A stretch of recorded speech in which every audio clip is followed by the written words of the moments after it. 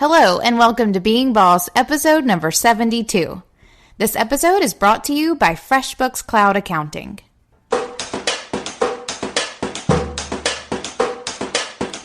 Being boss in work and life is being in it.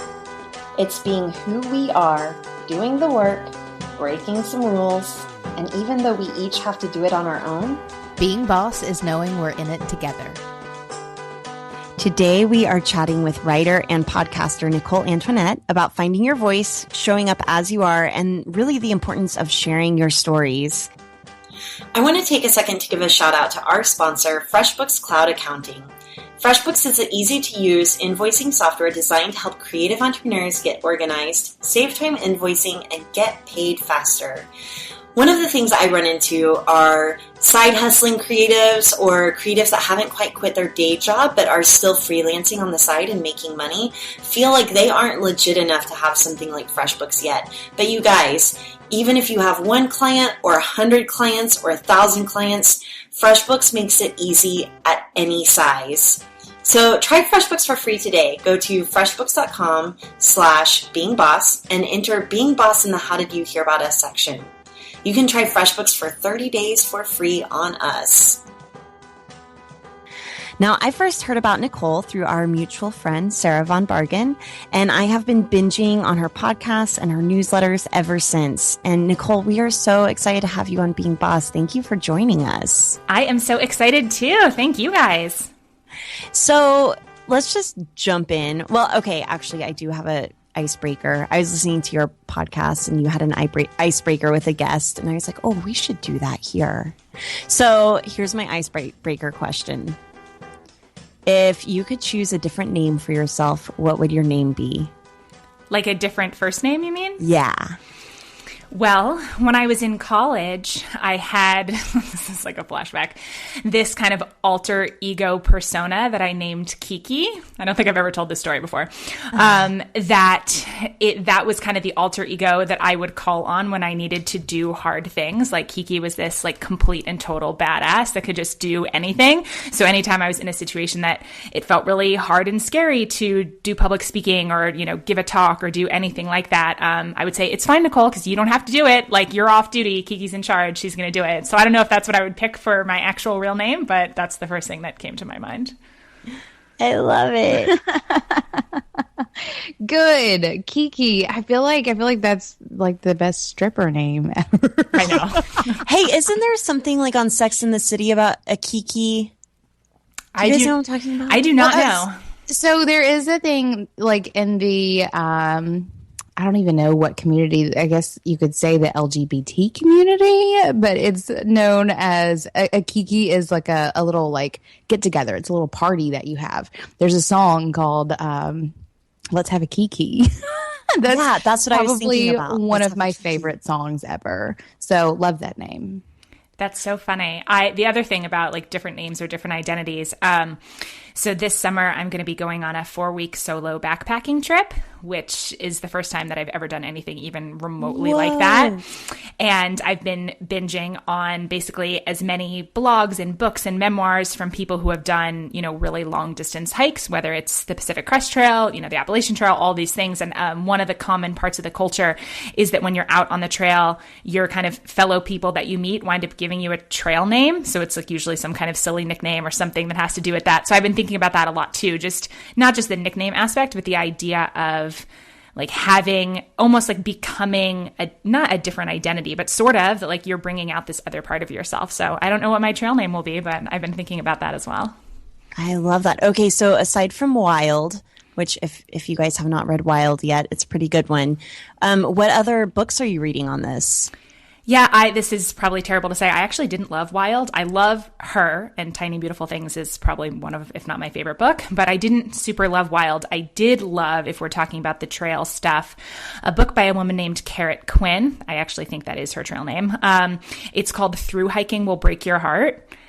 It's Such a wonderful book. This was actually the book that tipped me into, okay, like I'm going to do this for real. I'm going to take this trip. And I read her book. The strongest kind of recommendation I can ever give a book is I usually read everything on my Kindle first, either from the library or that I bought on Amazon.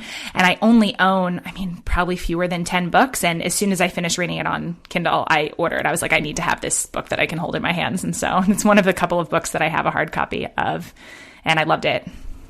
All right, I'm going to read this. I'm obsessed with hiking and being on trails. It's one of my favorite things. I don't get nearly enough of it, though. And that brings me to okay, well, we need to talk about this 4-week hike. But first, I want to ask a little bit about your journey, if you will. We'll use hiking as a metaphor through this whole podcast. But I would love to hear about your creative journey, because I was reading your About page. And again, I'm so excited to get to know you a little bit better on this podcast. I legit feel like we're having a coffee date here. I want to know a little bit more about your creative journey. I know that you grew up in lots of different cities and that you got a degree in food, right? In New York? That you're kind of So tell me more about your journey and how that led you to where you are today. Yeah, sure. I was a food studies major at NYU, which is kind of this small program that I don't know if they even have it at any other schools, but this really has nothing to do with anything that I'm doing right now. So I guess we don't have to dig into that too much. Other than that, I love food and cooking. So it's more of kind of a passion thing, but creative journey kind of leading to where I am now.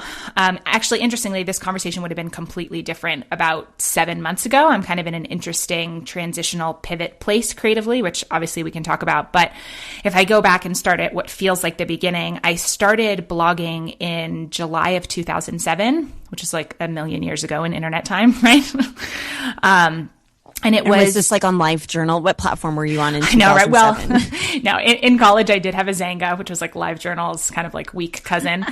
But no, it was just a free, WordPress.com blog. And it was just a personal blog. I wanted an outlet for telling honest stories. And I didn't feel like I had a lot of in-person relationships where we were having conversations about hard things or just true conversation. So I started this personal blog as a way to share honest stories and just made the commitment to myself that I'm going to tell the truth about my life. That was really my kind of through line for all of the writing that I was doing. And certainly I had no idea that it was going to morph into anything other than just a little side thing. There was no, this is going to be a business, anything like that.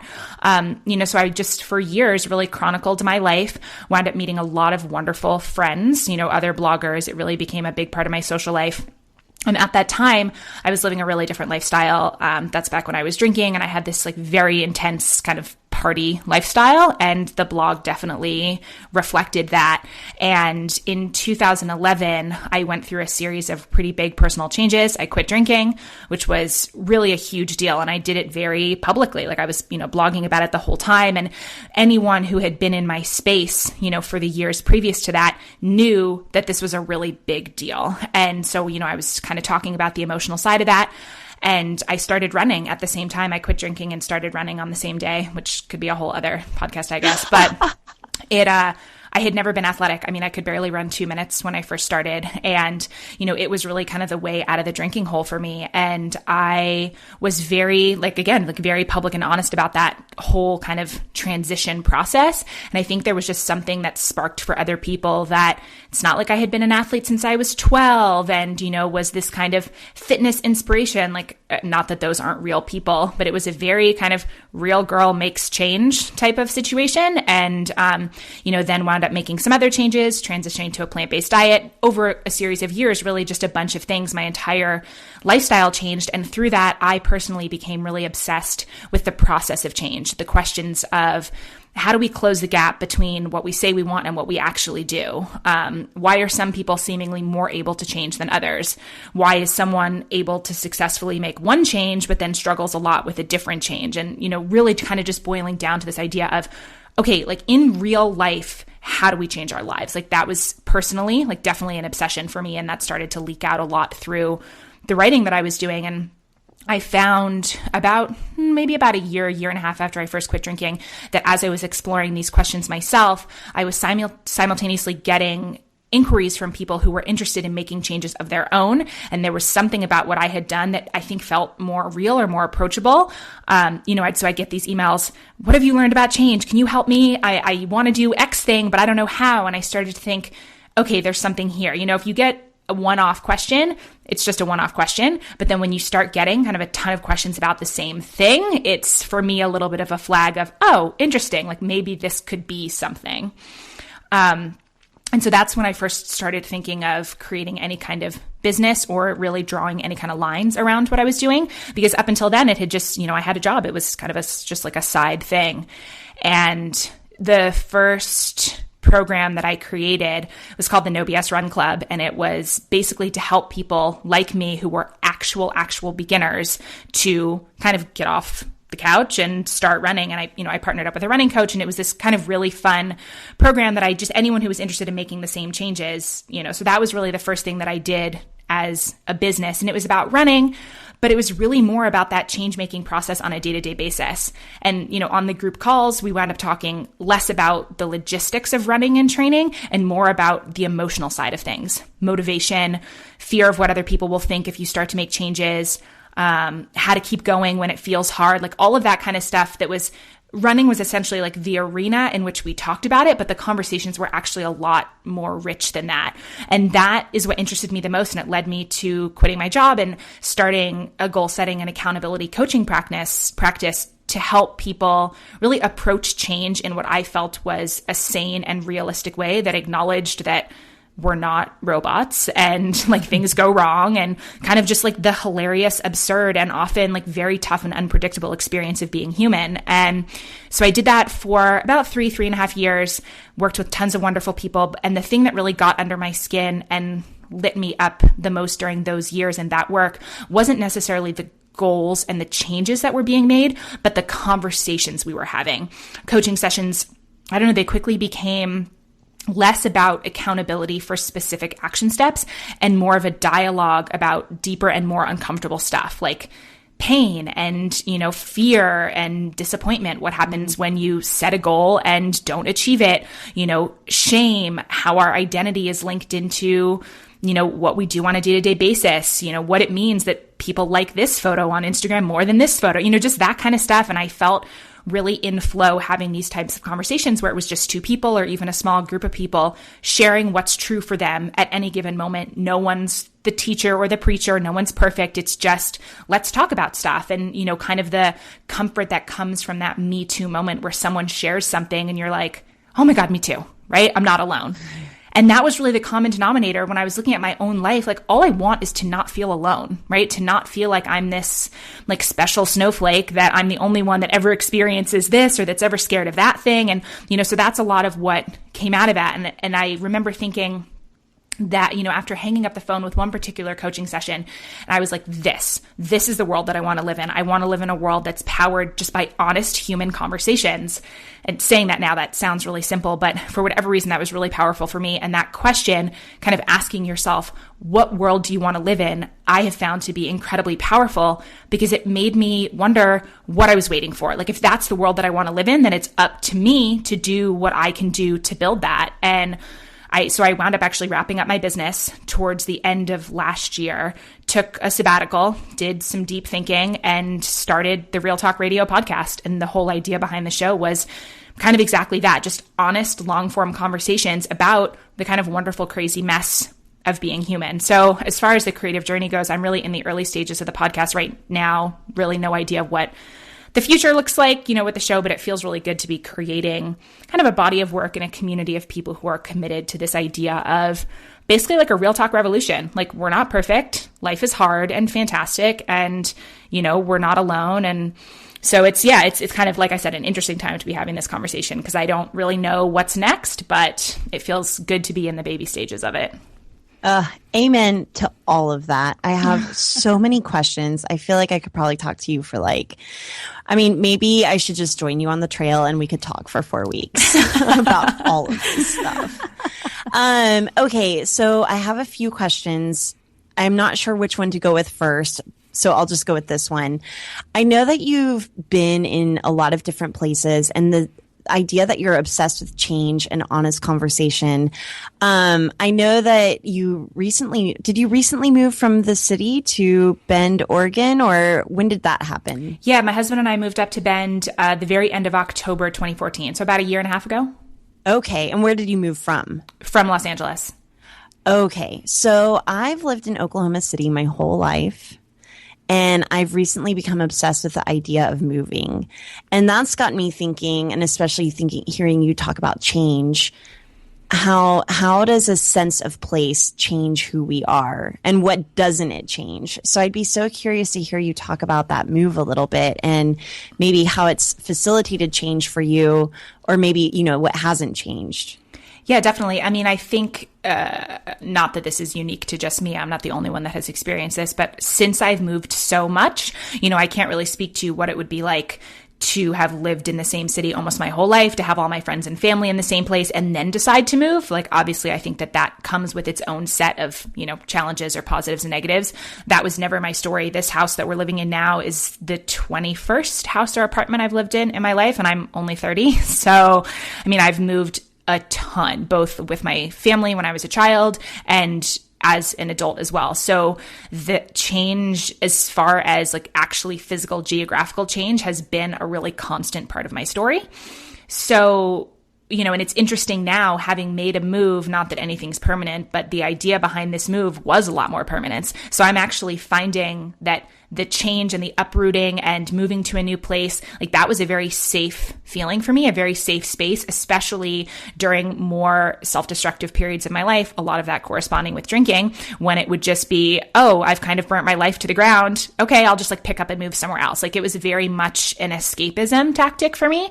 So this time around, having made this decision to move here really intentionally, having made this decision with a partner as opposed to on my own, which was pretty much all of my other moving scenarios, it's actually been really uncomfortable to try to put down roots. So that's definitely something that I'm still navigating, this idea of, I mean, we live in a house, we bought a house. I've only lived in basically tiny apartments in big cities my whole life. So there's that change. Obviously Bend is really small compared to, I grew up in Manhattan and in London, and then have lived in San Francisco and LA. And so living in a smaller city where just the culture is really very different. And there's been more kind of culture shock than I expected. But yeah, it's really brought up for me this question of what makes a home. And I think for some people, it's, being rooted in the place that they grew up, where their families are, that kind of thing. But all my friends and family are pretty much spread out, all over the country and or all over the world.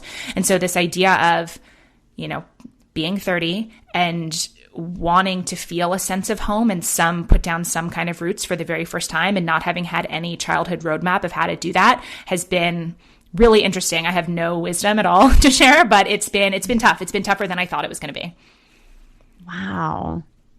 I find that so interesting in so many ways. And let me like back up. Like, as someone who, I have lived in probably 6 different places in the past 15 years or so. So like lived in the same house pretty much my entire like childhood. And then the moment I turned 18, like just moving every couple of years. And we just did the same thing. So 7-8 months ago, we bought a house.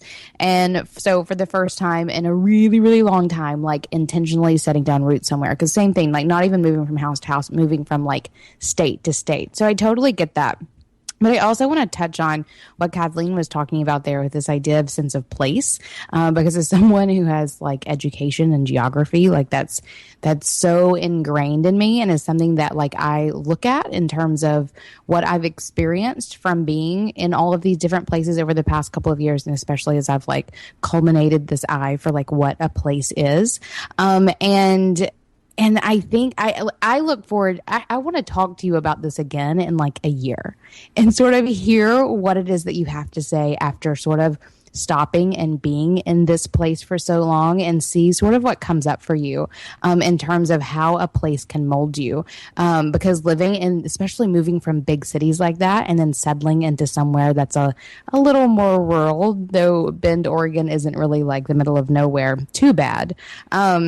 Because a place can absolutely mold you in ways that that I think few people really expect. Whenever we moved, we intentionally moved to a place, like we chose a place that we wanted to live because of where it was in terms of like climate and where it was in terms of proximity to water and the sort of foliage that would be surrounding us. And by all those things, like the people that are shaped by all those things, being around those things as well.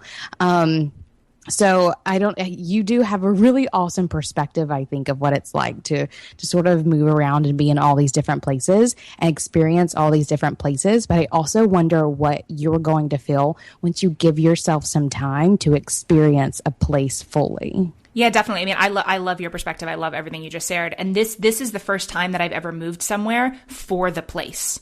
Other moves have been for school or for work or, because of someone else or that type of thing. So, I mean, I had never been to Bend before we came here to buy our house. We didn't have any friends and family here, we really wanted a different lifestyle than what we had in Los Angeles. And our number one thing was really easy access to nature and just kind of like a quieter pace of life. And obviously that could have been a bunch of different places. It wound up being Bend for any number of reasons. But so for all of that, like those boxes are totally ticked. Like as far as the place goes, I really love it. And I feel like it's definitely was the right choice, at least for right now. The things that have been harder are more of the community aspect of things, especially, my husband and I both work from home. So I think it's different if you move to a place and you have an office to go into and you meet people that way. It's kind of this idea, which sounds kind of funny to say, but like, how do you make friends as an adult? Which that's what's come up for me of this question of I realize so many of the friends that I've made have been through situational convenience. You're in school together or you're in this place. And so it's more the community aspect of it that I'm finding challenging. But I mean, everything that I've heard, it takes, 1 to 3 years minimum for a place to feel like home in that regard. So I feel like I have a lot of patience with it because this isn't a short-term decision, because we know that we do want to stay here. It's going to take as long as it takes. And to be honest, I could try a little harder, to not be such a homebody. But the place itself, is wonderful. Well, I've grown up, I've been in the same place my whole life. So I'm craving, and I'm in Oklahoma City, which is not a place that people go for a destination very often, but we do have a solid sense of community here. And there's a lot of creatives here who are kind of making something out of nothing, if you will. But I'm ready to live in a place where that community is nurtured and fostered and celebrated even. So I've got my eyes on Seattle right now. I definitely think that Pacific Northwest, I'm curious about living in a city, but with access to nature. So anyway, it's just something that I will continue to obsess over. And I'm interested on your perspective of change and how a sense of place might change me as well. Okay, so I have kind of a logistical question. I'm really curious about it, so I bet some of our listeners will be curious about it.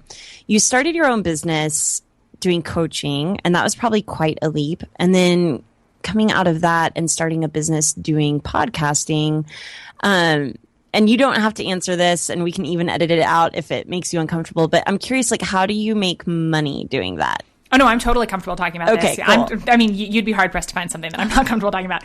Awesome. So that's an interesting question and kind of what I meant about being in a period of transition. So starting the business the first time, it actually didn't feel that hard and didn't feel like a leap because it was so organic. Like I never sat down one day and said, okay, I want to start a business. What am I good at? What do I want to do? Like, because it grew out of the blog so organically, it was actually a pretty smooth transition. People were asking for this and I created the running program and it did really well. And so it was kind of just like one thing into another thing. So that element of it was great.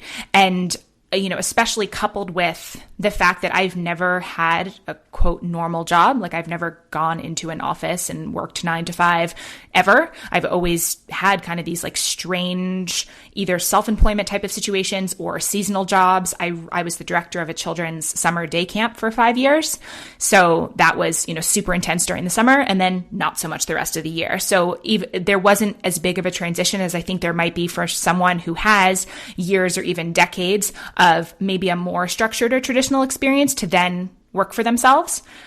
So in that regard, the transition I think maybe wasn't as dramatic as it might sound.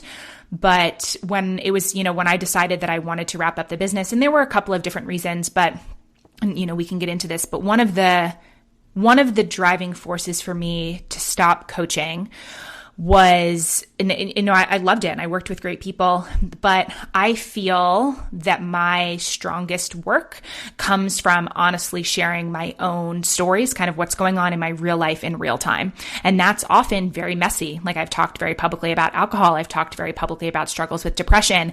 And I think that that's kind of what my most powerful impact can be. And I was starting to find a little bit through coaching that I was censoring myself a little bit in ways that I think were actually quite smart, because, we say that we want, and I'm just using coaching as an example, but it's the same thing with someone, who's a writer or a designer or anything. We say that we want people to be real, and I think we do, but only to a point. Like if I'm hiring someone to do a service for me, whatever that is, I don't want to know that their life is falling apart, essentially. Whether that's wrong or not, I don't know, but that's just the most honest thing I can say. And I had one instance in particular when I was coaching that, my depression had just flared up and I was really struggling a lot, and I was about to write something about it. I was still blogging at that time. I'm not anymore, but I was about to write something about it that day. But I had a coaching call scheduled with a long-term client that afternoon at 3 p.m. And I thought, you know what, if I were a client of someone that happened to read that this person was having a really hard time, and then I was getting on the phone with them, like that would make me feel weird as a client.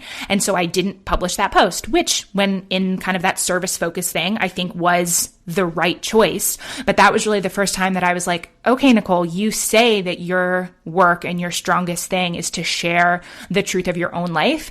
And now your business is getting in the way of that. And that was really kind of a point of reevaluation for me. So that's just one example, but it happened a couple of times to the point where I was like, yeah, I think it's time for me to wrap this up and move a little bit in a different direction. Obviously, to your point about money, I had a lot of fear because the type of work that I want to create, I didn't see the direct money link, right? Like it's different when you're creating programs or products or having clients. Like that's a very clear exchange of product or service for money. And the type of stuff that I wanted to do, even the podcast, the type of writing that I really love, there isn't that clear link. And that's one of the reasons that I took a sabbatical. And, even at that time, I wrote pretty publicly about, the reason that I'm able to do this is because, with all of my magic privilege beans, as Javi Brooks, one of my favorite bloggers, says, like, I have plenty of magic privilege beans. My partner makes enough money that it's fine if I don't make money for some months. And I know that's not everyone's position, but I wanted to be really upfront about that when I was taking the sabbatical, because I didn't want anyone to look at my situation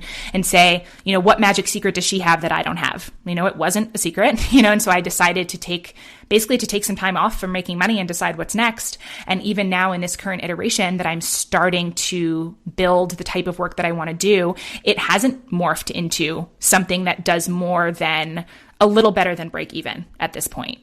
And I'm in kind of an interesting, conundrum isn't the right word, but I'm kind of at a fork in the road of deciding, do I want it to? Like, do I want this to be a hobby and just kind of a side project, making art, let's say, for lack of a better word, that I'm not going to make into a business? And that's a totally fine choice. Like, I think that, I have a lot of feelings about kind of entrepreneurship, and there's so much greatness there, but I also think that we glorify it a little bit too much. That kind of, if you work a 9 to 5, like that's the wrong choice, or, every side project has to be monetized. And I got really sucked into that to the point where I couldn't even let myself do anything for fun, because anytime I had like, oh, this is a hobby, I enjoy this. Okay, well, how could I turn that into something that could make money? And I was honestly miserable.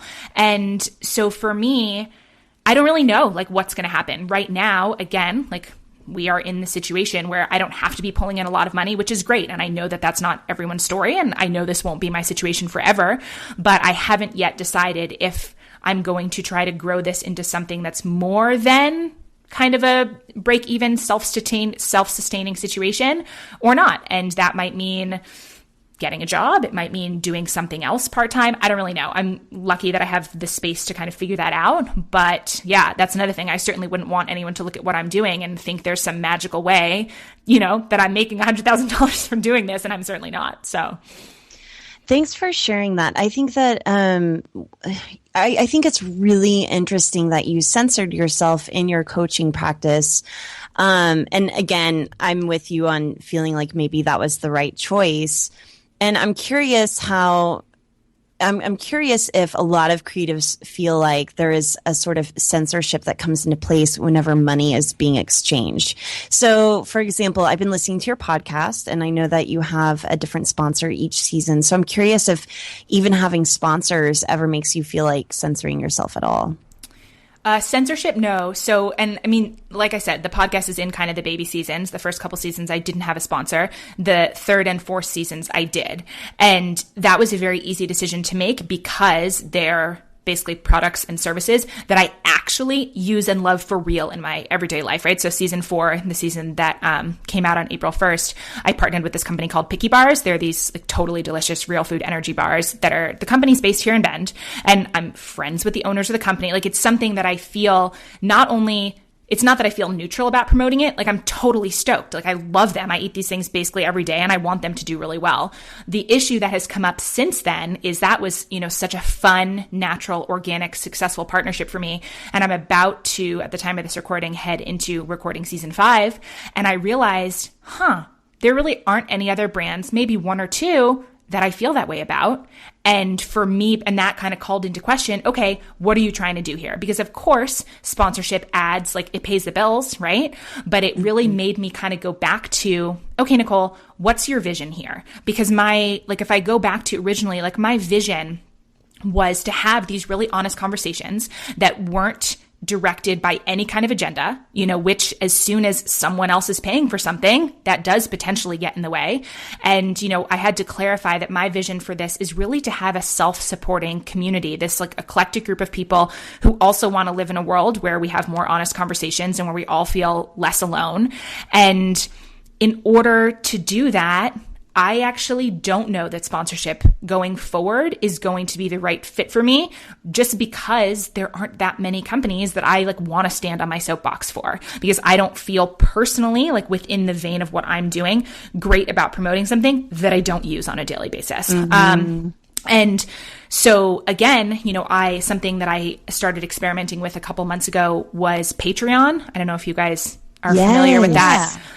So basically, for anyone who doesn't know what that is, it's basically a way for creatives of any kind to have their community sort of fund what they're doing. So you set up essentially like a pledge system. So, someone can say, I'll pledge, $2 for every podcast episode or every season release or that kind of thing. And, you can set up different reward systems. So the way that I've set it up, because my podcast releases on a seasonal basis, so a full 8 episode season every other month. So there's different. So basically, people who pledge $8 or more for the season, they get bonus content during the in-between months. So they're extra interviews, just like other audio content that I'm creating that's not getting shared publicly. So I'm kind of starting to pivot into thinking that really might be the way to go for me, to make this like a community of people that really self-support these types of conversations. And so there's some ideas that I'm toying with of essentially like higher level rewards, for lack of a better word, to use for people. But I don't know. So yeah, I mean, you definitely raised an interesting question. For whatever reason, it doesn't feel super great to me, the sponsorship model, unless it was a company, like Picky Bars that I am really aligned with. But again, it takes a lot of time, and, I pay someone to do my audio editing, and he's fantastic and that type of stuff. It's, the money doesn't grow on trees, so it needs to at least be a self-supporting endeavor. I don't want this to be a really expensive hobby, the podcast. So yeah, I at least want to get it to the point where whatever path I choose to do, that it at least supports itself. And then, kind of see from there if there's kind of other things that I want to grow into. Hey, boss. Does client no-shows have you down? I don't know about you, but it gripes my ass to have to deal with a client with poor calendar management skills, forgetting to schedule their meetings with me, and then standing me up when it's time to meet up. No show equals no bueno. Take no shit with Acuity scheduling. Once in my business, I had more no-shows than I knew what to do with and was threatening to throw in the towel with client work. But then I got Acuity scheduling, and the ease of scheduling coupled with those autoresponders that go out as friendly reminders that they get to hear my sweet voice that day has my clients showing up like bosses. Acuity has helped me hold my clients accountable so that we both make our meetings and everyone goes home happy. Schedule clients without sacrificing your soul. Sign up for a free 60-day trial of Scheduling Sanity at acuityscheduling.com/beingboss. Now, let's get back at it. So I have a question then about like where you see this going, because from in like just to get in, not really like business model-y stuff, but let's talk about like impact and where you want this to go, and what you need to do to get there. Where do you see this hobby, as you're calling it, or this direction and sharing content? Where do you see it taking you, or do you have any goals for it? Yeah, that's a great question. I think that I'm in the process right now of answering that question. So it's not like I can say, well, first this and in 5 years this, like that's not really the way that my brain works. Really all I have is kind of that overarching vision of, bringing together people that really find value in these types of conversations that are in a lot of ways like seemingly meaningless. So like using my podcast as an example, it's not a topic specific show, right? Like it's not something where they're going to learn, these 5 things about nutrition. Not that there's anything wrong with that. There's like great podcasts that I listen to that are all about kind of like health and fitness and nutrition and that type of stuff. But because they're long, the episodes are like 2 hours each, and they're so wide ranging, and it's really just, let's talk about stuff. And, whether that's fears or regrets or how someone started their business or, how they went on this 5-month hike, or it's really just like real conversations. And so what I'm interested in is kind of bringing together people that believe that there's value in that, even if it's not always easy to see on the surface what the value is, because it's really hard to place like a price tag on those like Me Too moments, like I said before. But there have been times where I've either listened to a podcast or, read an article or a blog post that someone wrote or a book. And I mean, that feeling when you read something and you're like, I want to send this to every single person that I know, right? Like there's so much truth in this. It makes me feel less alone. I feel not crazy. And like that feeling that I have gotten as a consumer of other people's art and other people's stuff, like I want to participate in that. And I think that it's hard sometimes because how do you put a tangible value amount on that type of thing? Like how much do you charge to feel less alone, right? Like it's like an interesting question. So if I kind of project forward into my vision, I would actually love to take this to expand it into offline. I have this dream of doing a Real Talk Radio road trip that goes through, a bunch of different cities where there are live events where it is just kind of like a Real Talk powwow. Like maybe I'll share some stories or do some kind of good questions, like icebreakery community type things, but to just basically, let's say I were to go to Seattle and, bring together a small group of people that they all live there. And the fact that they're coming to this event means that they probably share these values. We can spend like 2 or 3 awesome hours together, kind of part meetup, part workshop type of situation.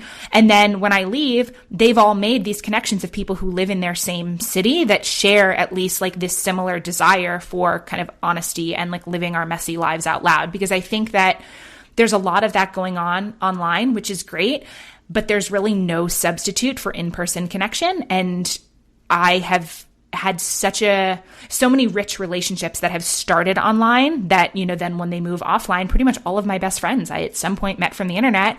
And so I see there being like a potential future for that if I'm looking at the vision, which I don't know, that's not like a business model answer necessarily, but I want to make this more than me speaking to people, kind of like a one-to-many type of thing. I really want this to be a community where the other people who are kind of believers in this Real Talk revolution, let's say, can speak to and interact with each other, if that makes sense.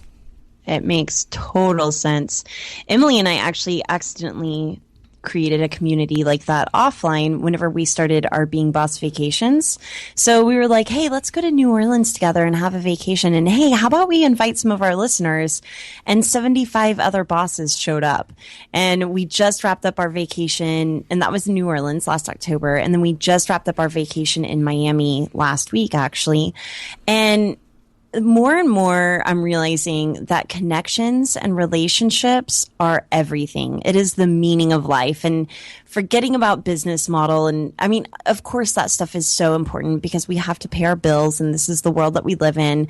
But if you strip all of that stuff away, whenever it comes down to it, the energy that you get from conversations and from friendships and just like you said, those moments where you know that you're not alone, it's everything. It's truly magic. I love it so much. Yeah, absolutely. I mean, something that I used to tell clients all the time and that I tell myself is this idea, this kind of sounds negative, but isn't, like, you're not that special. And it's like the best relief ever to be like, oh, you're not the only one who, is worried about whether or not people will be disappointed or that wants to be liked and, that want, like, all of these things, all of our fears. Like, it's so cute that we think we're the only ones. I'm the only one who's ever felt imposter syndrome, in my work. No, that's literally how everyone feels. So, like, just starting to open up the dialogue of this kind of stuff, I feel like, and of course it can happen online, but exactly like you said, like sharing space with someone in person, I don't know, like there's something really, really special about that. I started this event, this is kind of going back into my quote old life, but I started an event in 2009 called Bloggers in Sin City, which was a meetup in Vegas that ran for 5 years that was aimed at personal bloggers, because a lot of kind of when I started blogging, the events and the conferences and stuff that I saw were topic specific. There was stuff for food bloggers and there was stuff for people who, were making a business out of it, but there wasn't an event for people who were really just using the internet for fun and as an expression of them in order to get them together. And it was this incredible event that brought people from all over the country, kind of all over the world to Vegas for a long weekend every year to just basically form friendships. So like I have that kind of in my history between that and running camp. Like I love kind of being the person who creates and holds space in which other people can have a really wonderful experience. That it's not really about me, but I like facilitating that type of experience for other people. And I see there being kind of down the line a way to do that with this new, not let's all go to Vegas and get super drunk, which was my old life, but there is something there about, like, I like that idea of kind of creating this safe, fun, welcoming space for people to come and just be who they are and to sit together and be like, awesome, none of us have any wisdom, like no one's in charge here, there's no magic answers and no one has their shit together, and that's awesome, so. I love the online world, and I'm never going to bash, at least I should say never, but I don't want to bash social media. I don't believe that it's evil or that people are just sharing the highlight reels, because at least the people I'm surrounding myself with in social media are all very real and sharing all the complexities of who they are as a human being. But I wonder with the internet and where it's going and with the upswing of it, if there is going to be kind of a backlash where there is this where we do start to crave in-person interactions more and more. I see so much stuff going, and maybe that's just the world that I've surrounded myself in, things going from brick and mortar to online business. But I wonder if there's going to be like kind of a backswing into real life things that you can touch and hold and see and smell and use all your senses with. What do you guys think about that? Yeah, Yes. I definitely agree with you. I feel like that's already happening because, and I agree with you. I'm not one to kind of bash the internet and social media. Like I said, everyone who's important to me, basically, except for like maybe one or two people, I met through the internet. So like I'm very grateful for everything that it has given me. But I think it's just everything is a piece of the puzzle. That if all of my relationships and all of my business and all of everything is happening online, I'm super lonely. And believe me, I've been there. Like I've been in that place. And on the other side, if my entire world is limited to the 6 people that live within easy driving distance, that also isn't necessarily quite as fulfilling as I want. Because the great thing about the internet is that you're able to form relationships and be exposed to ideas that maybe aren't held by the 6 people that live around you, right? So there's definitely a benefit to not having those geographic boundaries, but I think we need both. That's why I like the internet as like a paving the way for then those people to come together offline. And it can, of course, work the other way as well. But, I think, it's even in terms of business model, like, when you were asking that before, part of my question too was, do I want to continue to create like e-courses or that type of stuff? Because again, like just like social media, I think there's nothing inherently good or bad about any of these things. They're all neutral. It's all like our relationship to them. But I started to feel, even as a consumer, that like that market was so super saturated. And I noticed myself like falling into the pattern of, I had this folder on my desktop where I had downloaded, the 50 or 60 ebooks or courses or things that I've purchased or someone's free bonus that like I'm going to get to, quote, sometime. No, I'm not. All it does is sit on my desktop and like make me feel guilty for the fact that I'm not doing it. And so part of the questioning process for me of the world that I want to live in, do I want to contribute to that? I don't know, but like these types of questions, there is something to me that's, if I as a consumer am really craving like powerful in-person connections, slowing down, not everything being available at such a fast pace, I don't know, maybe that's what, so I think that it's kind of a question everyone has to answer for themselves. Like, what are you drawn to, like as a consumer, and then to kind of create from that space. Yeah, I agree with all of those things. I was actually talking to some ladies in Miami this past week about this exact same thing, this idea that, we're all building, especially like these online businesses where, we live online, we work online, we're sharing on Instagram, we're hanging out on Pinterest, we're doing all of these things connected to tech. And I mean, some of us have been in this like 5-10 years for some of us at this point. And I've seen this pattern of people getting pretty tired of being connected to the internet. I also see plenty of people who have no desire to put their phone down at all. So I don't know if I doubt it's going to be like this wide sweeping movement of everyone like letting go of tech. But I do think that there are some of us who are missing having some of those offline connections. I mean, the vacations that we do are just like prime example of that. But it's also something that I'm feeling in terms of even how I work. And like whenever I am working, I am on my computer. And whenever I am not working, I walk away. Like I couldn't tell you the last time that I just hung out on my computer and browsed the internet. I don't even know what that looks like. And I know. Do you guys read blogs anymore? I'm curious. Nope. Me either. I do. There's a couple that I super, super love, and I get them in my inbox. So see, and that's so I am reading stuff that's coming to my inbox, but I don't have an RSS feed anymore. I still blame, like once Google got rid of its RSS feed, I was done.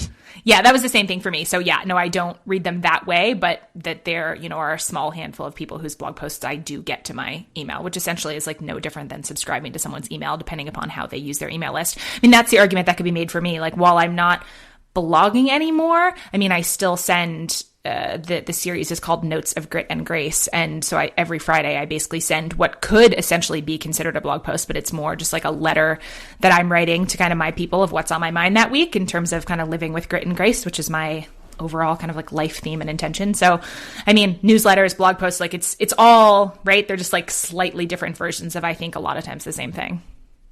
So that I was wanting to talk about your newsletter, and I love that you share the good stuff and the bad stuff as you're in it. I know that whenever I first started subscribing to your newsletter, it may have been like your very first email that goes out, but it's one of the things that you stated in it is that you are sharing what you're going through as you're going through it. And I thought that that was so cool and honestly brave. One of my policies for what I share, and I am very much an open book, but I like to process things first before I share it, especially the harder stuff that I'm going through. I just want to make sure that the stuff that I'm sharing, that if someone were to respond negatively, for example, to something that I haven't fully processed, that it wouldn't break me, right? So I'm curious for you, because you are sharing the grit and grace as you're going through it.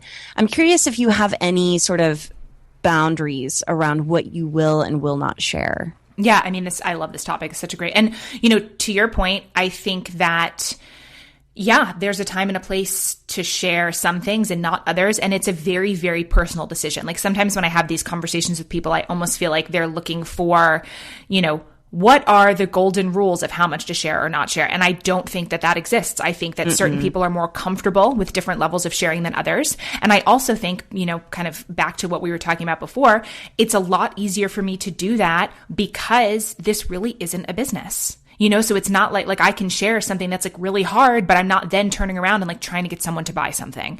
So, and again, of course you can be real while also selling. And I know some people who do that in a way to me that feels like very organic and wonderful. But so I think that it's a very individual question. Also, the question of why am I sharing this? So for me, I find, especially with writing, that the only way that I really understand myself is through writing about something. Like that's the only way that I know how I really feel. It's the way that I can get to the heart of what's true. And it's hopefully the way that I can get to the heart of what's true without judgment, which is always my goal, is let's just identify what's true and not make it bad or good or whatever. And so, the process of doing that, for whatever reason, I feel like my life purpose, if we're going to use kind of a cliche phrase, is to heal myself out loud. And I don't know, for whatever reason that works for me. And you can't do that if you don't do that. right? So like that, it doesn't work for me to not write about something for 3 years. That doesn't really fit that mission for me. In terms of drawing boundaries, in the early days when I started my blog, really my only boundary was that I wasn't going to write about people that I was dating. And that was more because I didn't want someone to be hesitant to date me for fear of winding up on the internet. And I was also very aware of the fact that I had made this decision to share stories and live my life out loud, but that's my choice. And it's not my place to make that choice for somebody else.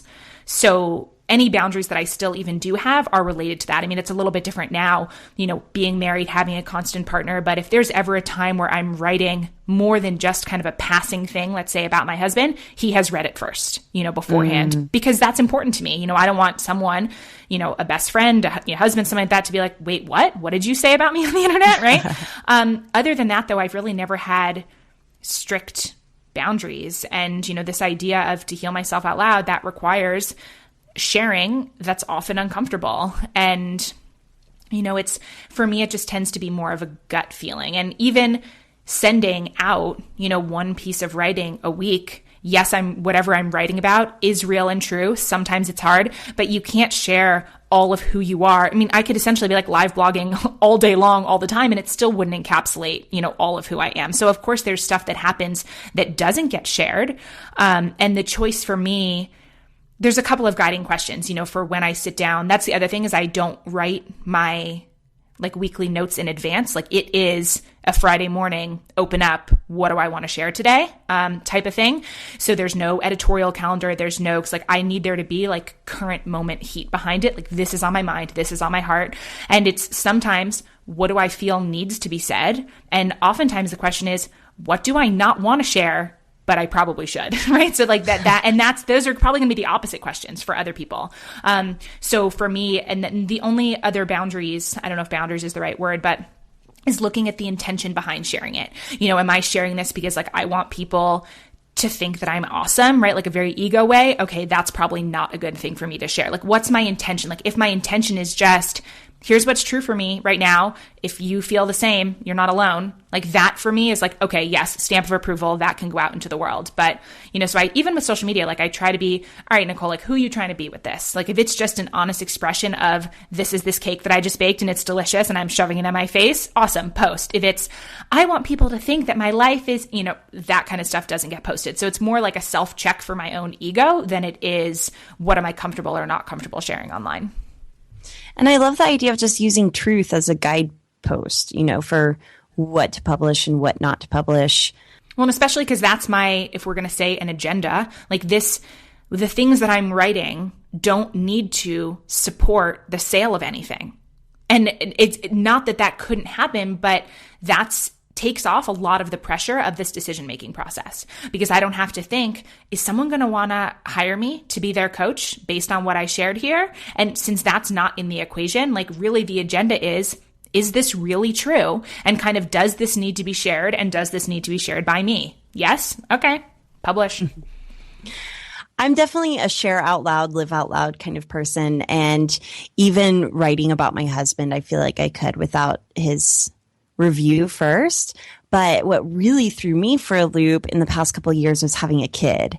And that's where I don't even know what my boundaries around that are yet. And I'm still kind of working through it. But I love the idea of writing as a way to process. But I want to bring up something that you were talking about earlier, as writing as a way to organically figure out what it is that you want to do.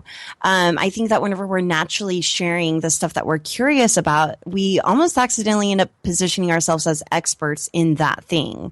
So it's you weren't an expert in running, but a little bit later you had a course in running, right? So this is just me wanting to share with our listeners to start writing about the things that you're interested in and that you're curious about, that you don't have to be an expert first to start writing and sharing. Absolutely. I mean, I love that. The other thing too, for me, and I don't know if anyone else can relate to this, I tend to be in a very I don't think it's a bad thing, but a very obsessive person. Like my brain is a light switch. I either like am so obsessed with something, whether this is like a business idea or a TV show or whatever, I'm so obsessed, or I don't care at all. Like there's really no middle ground. And the thing that I found challenging with my business, because it was such like a personal lifestyle brand, that it's, you know, so great. It was so great for me to kind of teach and host this program about running when I was super, super obsessed with running. But I'm not really anymore. And so for me, I could never really figure out how to have kind of the sustainability and the longevity of a business when I only want to kind of create things that I'm currently interested in, if that makes sense. So, and I started to feel with my business that I was getting locked into like a public persona or an identity. Like Nicole's the one who's sober and runs and is vegan or whatever. And I felt, for better or worse, whether this is true or whether I just projected this onto myself, like I felt like I couldn't change. Like I felt like I was really boxed in. And last year, I went through a period of time where I really, I don't know if fell out of love with running is the right word, but I definitely had some changes happen in my relationship with running. And I stopped running for 6 months. And during that period of time, it was challenging to continue to run that program, right? So it's, for me, that's another piece of this puzzle too, is that it's not like I sat down to start a business that was separate from myself. It was always so much a personal brand, and I was so tied into it that I could never really find the right balance between like my personal life. Like I don't want my source of income to be tied to my like personal hobbies, if that makes sense. Like I started to feel like I couldn't stop running and still make money. And that felt really icky to me. So like whatever happens kind of with the podcast, or who knows if I'm going to start another business or do something else, I want kind of the monetization stream to be enough at arm's length from who I am as a person, that if at any day I decided to make essentially a big life change, you know, kind of like what I did before, that it wouldn't affect my business. That's so interesting. And I think that any of us who have had a personal brand have experienced this. I always talk about how recently I cut off all my hair, and I was almost worried that it would make me unhireable. Yeah. Like, because I've been known as this girl with the long blonde dreadlocks, and now I have, you know, very, very short hair because I had to cut them all off. I mean, I didn't have to, I chose to. And I think I was in that same, I mean, I know it's hair, so that sounds a little more superficial than maybe getting sober or running, but for me, it felt huge. But at the same time, I really love blending who I am with what I do and finding ways to monetize the stuff that I love. But it does start to get to the point where it can kind of pigeonhole you. But okay, so here's something I want to ask you about. And Emily and I were talking about this just this morning, how there are these kinds of lulls that happen in business, but probably also in blogging. And I come from a background of personal blogging also, where once it became a business, I found that I was hustling so hard in business that writing about business is the only thing I had anymore. And so this is why this 4-week hike of yours really piques my interest. I also love hiking. I feel like part of what really launched my whole career working for myself was a hike up to Mount Everest Base Camp. And I feel like there are these things where you have to almost take the risk or the challenge or the leap to go live life so that you can then write about it. Not in a way that's like, oh, I need to go do this thing just so I have content to write about, but that there are these kinds of waves that we have to write out of hustling, and then of living. So I would love to hear more about that. Like, do you ever feel like you're living the work so much that you don't have anything to write about anymore other than the work itself? Is this part of like maybe why you're taking this 4-week hike? Tell me more about that.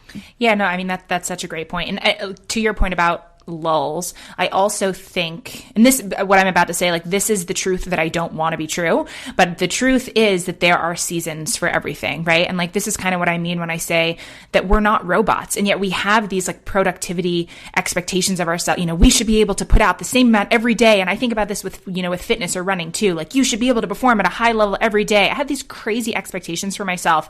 And it took really understanding that there are seasons for things in order to create wonderful work in whatever kind of medium or genre. You can't be creating all the time, or I think most people can't be creating all the time. It's the same thing with like farming, right? Like, the land has to lie fallow or whatever, like there are periods of time for kind of like letting ideas percolate. There's phases of time for research. There's phases of time for doing that like really hardcore business hustle. And like, I think all of these things play into something that is more sustainable. And I don't want that to be true. Like, I want it to be true that I can just push myself to max level all the time and like, I'm going to be totally fine, But yeah, so I mean, the hike thing, I don't know. I see it as pretty separate from anything that I'm doing kind of business wise. It's not like I'm going on this trip so as to figure out what's next. I think that will maybe be an inevitable consequence. I don't think that you can do something completely new. And I'm completely new to the world of, backpacking, this kind of stuff. I don't think I could do this and not be changed by it somehow. So who knows? Like, maybe we can talk again after that and we'll see what came out of it for me. But yeah, I do think that if you are creating art, however you want to define that, if we're going to use writing as an example, you have to be kind of filling up your inspiration tank somehow.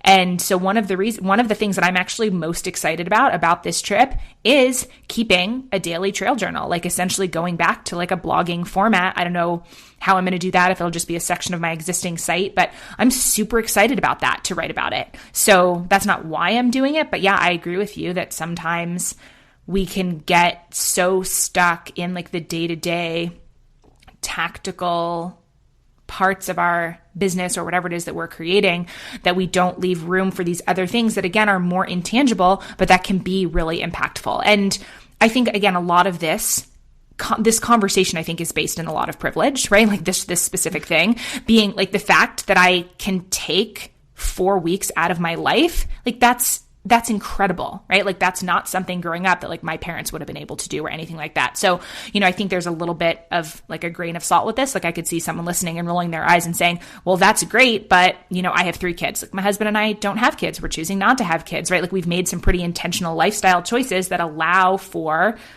more freedom, more disposable income, like that type of stuff. So I think it doesn't have to be a 4-week backpacking trip or nothing, but I do think that there are ways, even on a much smaller scale, to like leave some more space for spontaneity and like pushing yourself and just like putting yourself in situations that are unfamiliar, because that's how you learn and grow. Like the other truth that I don't want to be true is we don't learn when we're comfortable. Like we learn through discomfort and like discomfort sucks. So obviously I don't want that to be true, but it is. Like all the growth that I've gone through has at one point been very uncomfortable. Totally. And I don't know, the whole like feeling bad about being privileged, I've had to process through a lot of that, like literally go to therapy, because once I had a baby, I was struggling with things like depression and like, I have it so good, why am I sad kind of stuff. And so I don't know, I see where you're coming from there, but I just don't want it to be too much of a concern, because this is your experience and it is your choices that have gotten you there. And of course there's like a certain amount of privilege, but yeah, no, I mean, just one more thing on that. I certainly don't mean to sound like, oh, I feel bad or I feel guilty. And I've had to work through that as well, right? Like we all have our own things. It's more that I think it's an important part of the conversation, because one of the things that I'm the most turned off by, if we're talking about online business or, people who are, really popular on Instagram or whatever, when I look at someone's, let's say, lifestyle, it's someone who's like traveling all the time. And I'm like, okay, but how do you make that happen? Like even the very practical question that you asked about, okay, well, where's the money coming from? Like, I think that I would love for any of those people, they don't owe me anything, of course, like it's their choice what they reveal, but I love knowing how people make things happen. Like when I took a sabbatical last year, it was really important to me to be able to say, it's not like my business was so unbelievably successful that I like have this $1 million saved. It was, here's the reality of how I'm making this happen. The same thing, however many years ago in a previous relationship, I was making more money than my partner at the time. He had gone back to school, and so I was paying for more than he was. And it's like, there's no right or wrong, but I think for me with like my pursuit of honesty, like I think it's just important to acknowledge that, especially like I see this a lot in kind of, being vegan and in that space as well. It's like, well, just like buy all 100% like local organic food. Like, okay, that's like great to aspire to, but not everyone can do that. So I just think like injecting a little bit of perspective. And I certainly don't mean to sound like I feel guilty or, negative, but I just think it's part of the conversation. I don't want anyone to use it as an excuse, because I think I do that as well. Like, oh, well, this person has this thing that I don't have, so excuse. But, that kind of thing. Right. And the one thing that I kind of want to say, just to wrap this up, is not only spending time with like bogged down in the tactical stuff of your business, but even just kind of the obsessing over it and getting out. And Emily and I talk about this all the time with travel and getting in nature and just spending time to clear your mind and to not obsess so much on the hustle, but to think about, hustling out life too. It's even on a recent episode, Emily, after we wrapped up, Emily was like, if you need to spend some time getting your life hustle on, like, let's take a month off of the podcast. And so just making that point, I think that you are doing, like, what I'm really seeing rise to the top here out of our conversation is that there is this work-life blend, and that maybe you're starting to experiment with somewhat of a separation.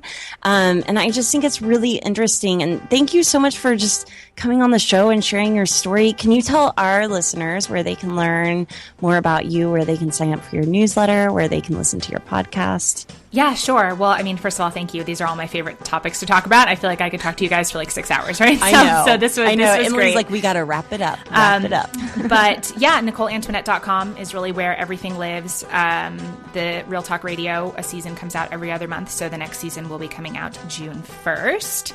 And yeah, everything that they want, they can find there. I have the small, I guess if we're going to talk about monetization or whatever, I have a small section of my site called the $4 Shop, where it's basically a collection of tiny books of stories or workbooks. Basically, it's like my personal toolbox. Here's everything that's been like life-changing and helpful for me. And I don't think that those resources should be bank-breaking for people. So everything in the shop is $4. And I have a new little tiny book that I will be adding probably in the next month called Everything I Know About Change, Real Talk, Raw Truths, and Blunt Encouragement, to help you close the gap between what you say you want and what you actually do. So that's what I'm working on right now, is just kind of digging more into sharing these lessons of change. Nice. I love that. I will definitely be checking that out. And we will link to everything on your site at beingboss.club in our show notes. Thank you so much for joining us. It's been so great talking to you, Nicole. Thank you guys too. Thank you for listening to Being Boss. Please be sure to visit our website at beingboss.club, where you can find show notes for this episode, listen to past episodes, and discover more of our content that will help you be boss in work and life. Did you like this episode? Please share it with a friend and show us some love by leaving a rating and review on iTunes. And if you're looking for a community of bosses to help take your creative business to the next level, be sure to check out our exclusive community at beingboss.club/clubhouse, where you get access to our closed and very vibrant Slack group, monthly Q&A calls with Kathleen and myself, a book club, and more. Cultivate your tribe and find your wolf pack at beingboss.club/clubhouse. Do the work, be boss, and we'll see you next week.